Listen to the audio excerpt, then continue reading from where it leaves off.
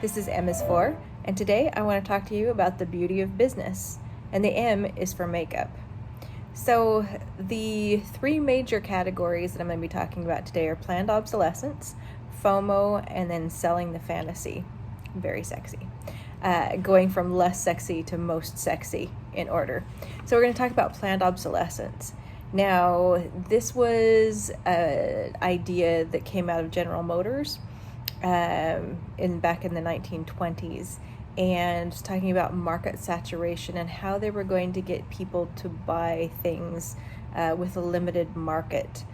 And so the idea was originally dynamic obsolescence, but people that were critics of that idea at the time started calling it planned obsolescence. And I'm going to use my KitchenAid mixer as an example of this. America's been really great about building quality products that could last a lifetime. That was a marketing strategy for a lot of years. And now my KitchenAid mixer I bought when I graduated from high school. It is still running, and it's still running beautifully. It's a more simple machine, granted, but it had longevity to it. Now, the great thing is I haven't had to buy a new mixer in over 20 years. The downside of that is I have not been able to give KitchenAid, a brand that I think is super quality, more of my money. So the idea is, how do we market things to a market that's already saturated with a product, but still get them to buy our product? Now with KitchenAid, they've got new colors, they've got bigger sizes of the mixer base, things like that to kind of lure you in. My mother's motor finally went out in hers, and she had to buy a new one. But had that not happened, she would have been using the same mixer for almost all of my lifetime.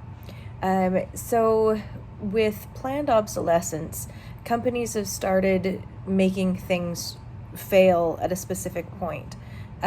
It's not paranoia, it's planned obsolescence that your items break down slightly after their warranty, or in a certain period of time. If you've bought two things at the same time, they both break down at the same time. Not paranoia, planned obsolescence. So how does this work in the makeup world? Well, the idea is, when you're planning for products, you plan for them to go out of stock and to be reformulated, or to be phased out of existence within a certain period of time. We all rail about the fact that our favorite colors go away, and most brands mean to do that. Every once in a while you'll have a brand that will have an iconic signature item, like an iconic lipstick, an iconic highlighter, and some people rail against that, because it's like everything is this specific highlighter. We don't get other highlighters, but that's like, this is our staple. This is the gateway drug that everybody buys because everybody hears about how wonderful it is, and then everything else is variety after that. But that idea of planned obsolescence, you are going to be having your favorite item either get rebranded, get reformulated, or get completely cut out of the market. And that's by plan. Certain things are less likely because you've got certain things that are replenishment products. And those, because they sell on a regular cycle, are going to be on a longer lifespan, but they'll still get rebranded or reformulated to keep up with advancements in formulation and to keep up with advancements in advertising. We also have the notion of controversy when it comes to rebranding or things going out of business. I'm going to share with you, this is where I have my individuals, and what's on my face today is mostly KVD products that are refillable, magnetic, so nicely planet friendly. And this is an Ofra Cosmetic and Blissful. But my powder foundation from KVD, the brand had to take a sharp turn because their founder, Kat Von D, had some issues, and so she left the company, was bought out, and the brand rebranded, became KVD. And now this product here specifically is being phased out, and you can tell because it's not available in a lot of places anymore. They've pulled it off the shelf.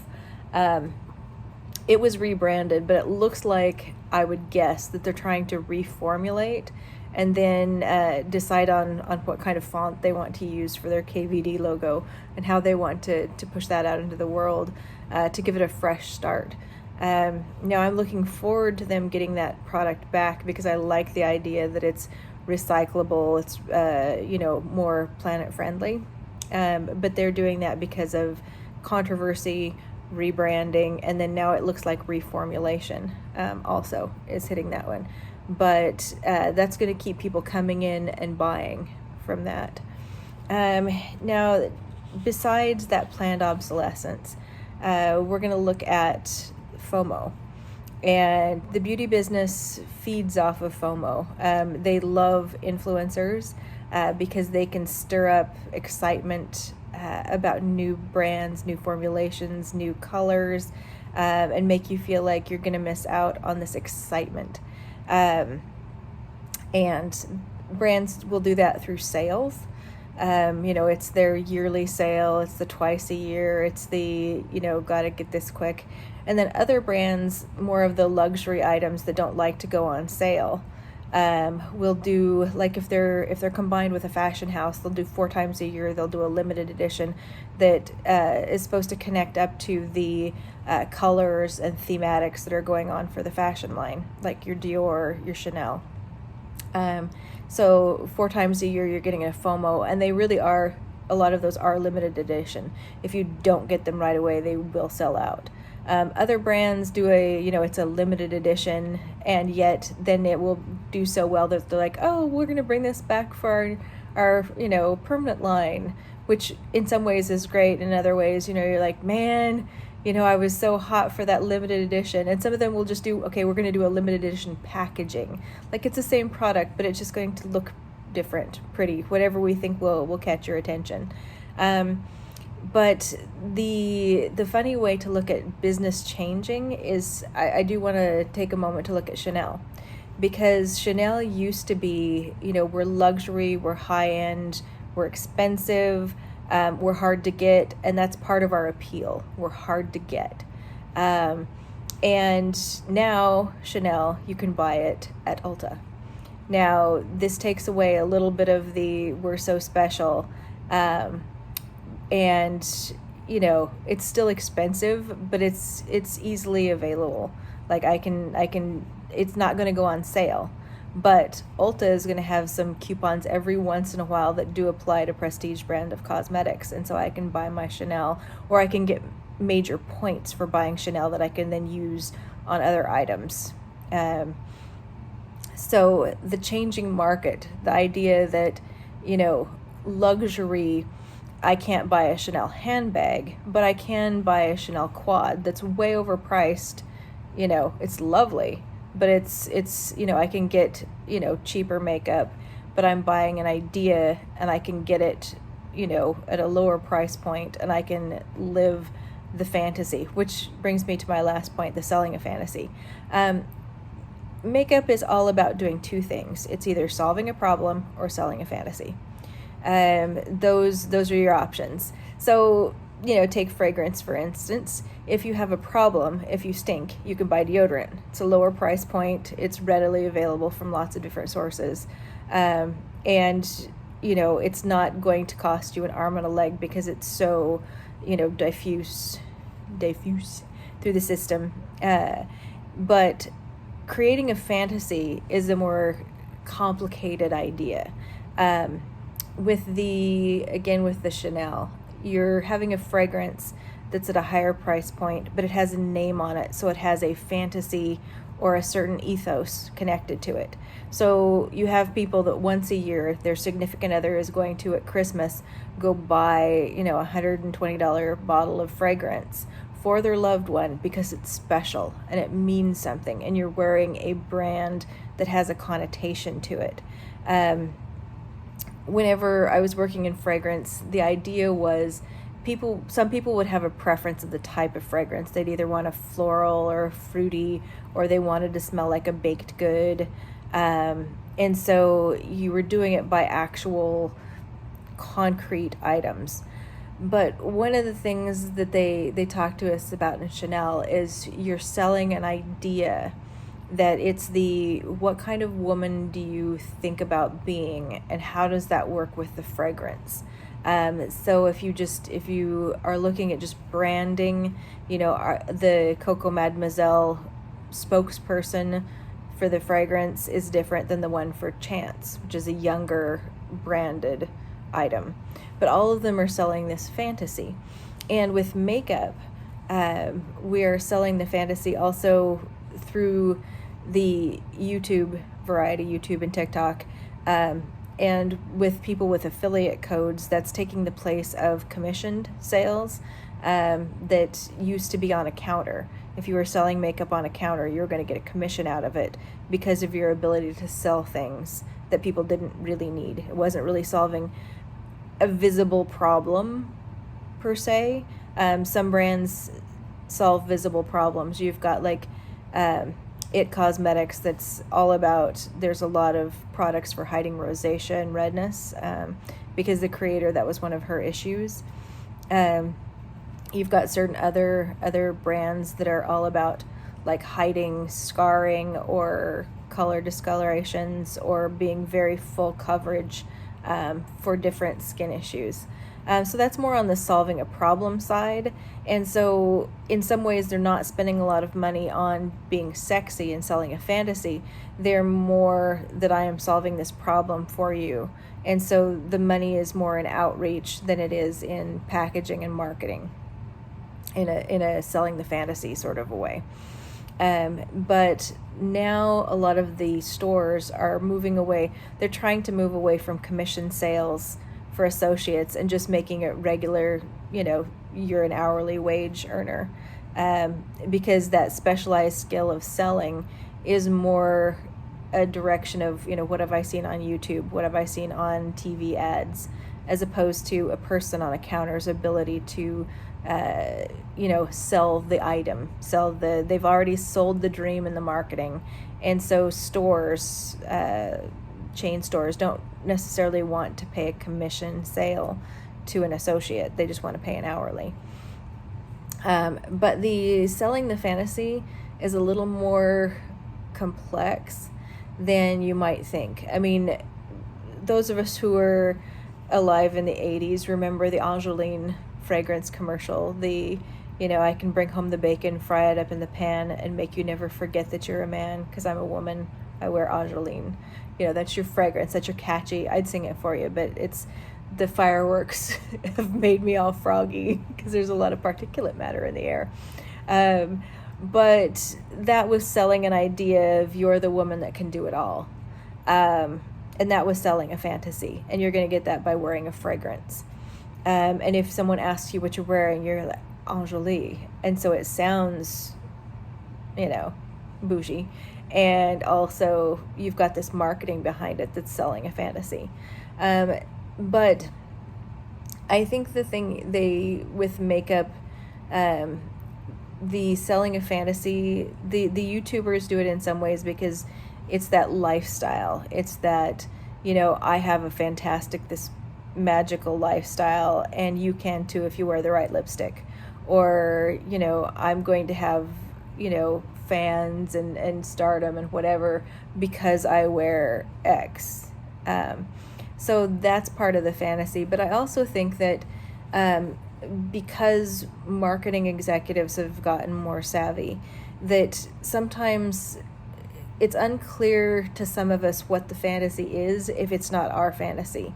We're like trying to figure out, well, why is this happening? It's like, if it's unclear to us why it's happening, generally that means that we're not the target audience. If we were the target audience, we would be completely crystal clear on that product is the one that I need to do X, Y, or Z.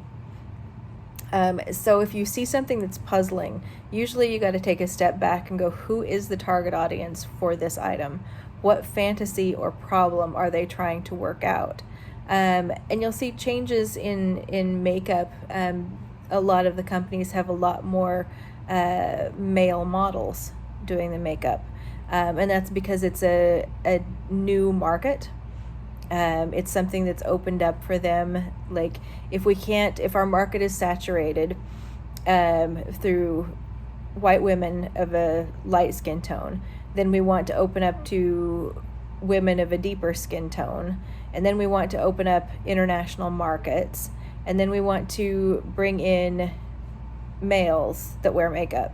And it's a lovely thing because it becomes more inclusive, but brands do it because it sells in some way. It fits either their ethos as being an inclusive, progressive brand, or like the aforementioned Chanel that just finally have released a couple of other colors in their bronzing, their balm. Some are just very slow, and some of it don't recognize the market for other people besides that one demographic. But they're having to move with the times, because if they want to keep making sales and stay in business, now they're available at Ulta. So if you don't understand what the fantasy is or what the appeal is to a certain product, you need to start thinking about, who is this solving a problem for, or who is this selling a fantasy to? And I appreciate the fact that sometimes sales do force business to become more inclusive, to become more interesting, to push levels of marketing and also innovation. I'm thinking as far as formulations go, you've got skincare, which is a replenishment product. So what you need to do is get brand loyalty, but you also need to do some formulation work on it. What's the latest technology? And I've been thinking about this in the case of brands using retinol versus bakuchiol. The retinol is one of the few highly researched items that seems to be helping in the aging process in skincare. The problem is retinol can be can be a little harsher on the skin. You have to you gotta work up to your dosing of it. And you have to get a prescription for certain levels of higher or elements. So they started working on formulations, some that are like an encapsulated retinol that's easier on the skin, putting it in different things to keep down the redness, or the irritation from that. And then they came out with bakuchiol, which is a plant-based, it's an alternative. But the problem is they don't have the massive amount of research backing, how good is bakuchiol, compared to retinol. They're getting there. But the idea is that, sip of coffee, the idea that bakuchiol could get you at least halfway there without the elements of working up to something, without the elements of irritation.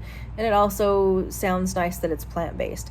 So with marketing, they're using the magic of retinol, what everybody knows is the magic of retinol. So they're using the name, because they're always going to say bakuchiol is an alternative to retinol. So it's making you compare those things in your head, even if you don't know for sure if the effectiveness of bakuchiol is there yet.